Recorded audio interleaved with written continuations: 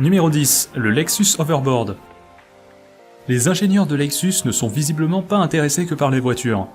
La marque a décidé de développer sa propre version du skate volant de Retour vers le futur 2. Pour l'éviter, il utilise des supraconducteurs refroidis à l'azote liquide à moins 195 degrés. L'intérêt, pas besoin de batterie, ce qui permet de gagner en finesse et en légèreté. Le design a l'air franchement réussi, mais il a tout de même ses limites. La planche ne fonctionne qu'au-dessus d'une piste aimantée, et son autonomie dépend du réservoir d'azote, qui se vide en quelques dizaines de secondes. Autrement dit, le Lexus Hoverboard fait plus office de vitrine technologique que de véritable produit visant à être commercialisé. Numéro 9, le Rhino Bike. Voici une moto électrique tout droit sortie d'un film de science-fiction. Elle n'a beau avoir qu'une seule roue, elle est stable, facile à prendre en main et se contrôle entièrement avec les mouvements du corps. Mais contrairement aux apparences, il s'agit plus d'une alternative au Segway que d'un engin destiné à remplacer votre moto. Le véhicule est autorisé à rouler partout, même sur le trottoir et sur les espaces réservés aux piétons. Avec une autonomie de 40 km et une capacité d'emport de 120 kg, vous pouvez aisément fixer des porte-bagages et partir faire vos courses avec. Pour l'instant, son prix et sa date de sortie n'ont pas encore été annoncés. Numéro 8, le Walkcar. Ce micro-véhicule, récemment inventé par une société japonaise, a le mérite d'être discret et efficace. Avec le Walkcar, vous pouvez vous déplacer aussi vite qu'en courant et sans la moindre goutte de sueur. Pratique pour ceux qui ont tendance à partir en retard au boulot. Si l'utilisateur rencontre un obstacle imprévu, il suffit qu'il saute du Walkcar et celui-ci s'arrête immédiatement. Niveau taille, il n'est pas plus gros qu'un ordinateur portable et avec juste 3 kg, vous pouvez le ranger dans un sac à dos sans problème. Il est déjà disponible en précommande et devrait arriver sur le marché fin 2017 pour un prix de 750 €. Numéro 7, l'Arc à Board. Contrairement au Lexus Hoverboard, l'Arc à Board n'a pas besoin de piste aimantée ou d'azote liquide. Il s'agit même d'un concept totalement opposé. Il est plus indépendant, mais avec ses 36 hélices et ses 72 batteries, on ne peut pas dire qu'il joue la carte de la légèreté et de la discrétion. Les moteurs totalisent une puissance de 272 chevaux, suffisant pour soulever une personne de 110 kg. C'est déjà assez impressionnant, mais la technologie ne s'arrête pas là. Vous pouvez le piloter de deux façons différentes, en tenant votre smartphone dans la main et en l'inclinant dans la direction souhaitée, ou bien tout simplement en penchant votre corps. L'Arc à Board est déjà en vente à un prix de 14 000 €. Numéro 6, les Orbit Wheels. Les Orbit Wheels vous laissent avancer de profil tout en gardant les deux pieds indépendants. Ces drôles de choses sont une sorte de croisement entre un skateboard et des rollers. Leur grande originalité réside dans le fait que le pied se trouve à l'intérieur de la roue, et non pas au-dessus. Mais cela a un prix, ils sont assez difficiles à maîtriser et nécessitent en permanence de faire des mouvements d'oscillation pour avancer. Les riders confirmés pourront quand même se faire plaisir et découvrir de nouvelles sensations de glisse. Les Orbit Wheels sont déjà disponibles pour environ 60 € la paire. Numéro 5, l'Aquaskipper. Cet appareil est assez étonnant, vu qu'il ressemble plus à une tondeuse à gazon du futur qu'à un engin de sport nautique. Pourtant le concept est vraiment ingénieux, puisqu'il permet de se déplacer sur l'eau en utilisant simplement l'énergie de son corps. Pas besoin de moteur ni d'hélice. Il vous suffit de faire des bonds pour avancer, et ses ailes en aluminium se chargent de créer de la portance et de vous maintenir au-dessus de l'eau. Seul problème de taille, quand on l'utilise, on se tape la honte devant tout le monde. Mais l'activité a le mérite de maintenir en forme. Pour s'en procurer un, comptez à peu près 800 €. Numéro 4, le Yike Bike. Au premier abord, on peut se demander quelle est l'utilité d'avoir un vélo aussi bizarre. Mais en le regardant de plus près, on comprend vite pourquoi. Son avantage réside dans sa portabilité et son confort d'utilisation. Le Yike Bike est pliable en 20 secondes, et sa construction en fibre de carbone le rend léger et facile à transporter. Pour rouler, pas besoin de pédaler, le moteur électrique se charge de tout.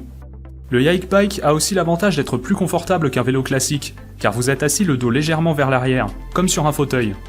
Comptez tout de même 2500 € pour la version standard et 4000 € pour la version carbone. Numéro 3, le Martin Jetpack P12. En 2017, le Martin P12 sera le premier jetpack en vente libre sur le marché. Je sais, ça semble trop beau pour être vrai, mais cette fois-ci il n'y a pas d'arnaque. Pour l'acquérir, il faudra quand même débourser 135 000 € et avoir un brevet de pilote du LM. Mais ce sont les seules contraintes. Avec un plafond de 1000 mètres d'altitude et une vitesse de 75 km/h, les performances sont plutôt bonnes. Et rassurez-vous, son utilisation n'offre aucun danger particulier. Il est facile à piloter et se stabilise tout seul en vol. Au cas où le moteur venait à s'arrêter, le pilote peut déployer un parachute de secours et atterrir en douceur, quelle que soit l'altitude. Numéro 2, l'Aero-X. L'Aero-X est ce qui se rapproche actuellement le plus des motojets de Star Wars.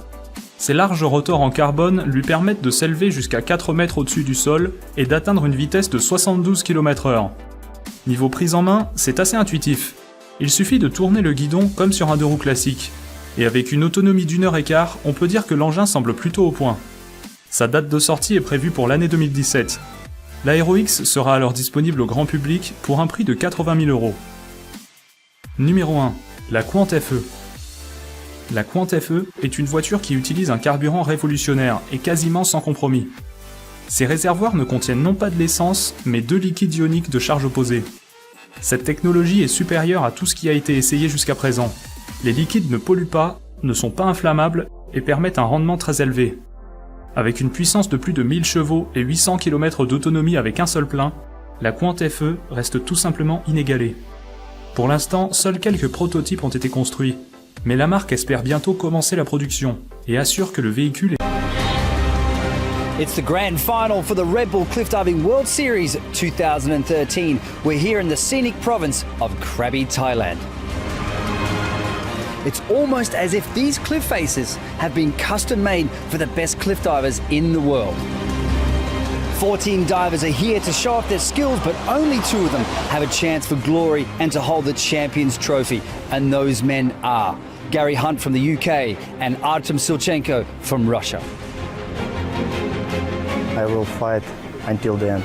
It would mean so much to me to take this title. This stop has been an adventure from start to finish, to say the least. Every day waking up to witness another inspiring location. But man, this view is just epic. I'm excited to climb these ladders and get a look up there. This is going to be awesome. 8 dives, 4 locations, starting with The Gap.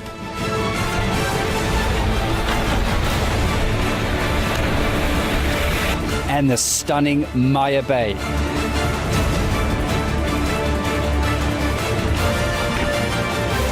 It's phenomenal, you know, it's definitely one of the most amazing locations that we've been to.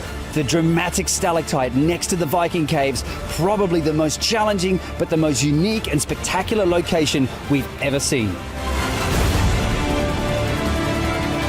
Definitely looks like the hardest easy dive of the season.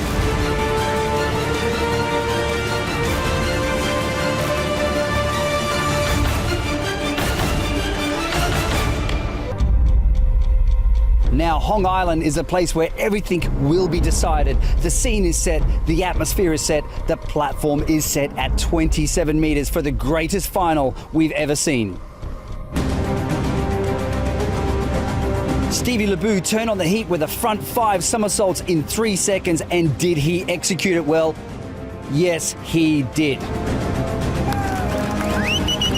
Gary Hunt was under pressure, trailing Artem Silchenko before his last dive.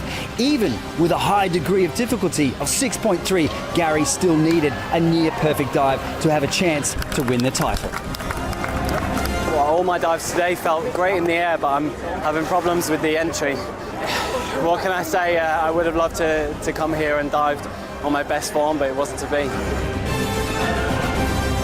But it all comes down to one man, the last man standing on the platform, Artem Silchenko, with nervous energy running through his veins, with one of the most risky dives, a blind entry, and it can be hit or miss.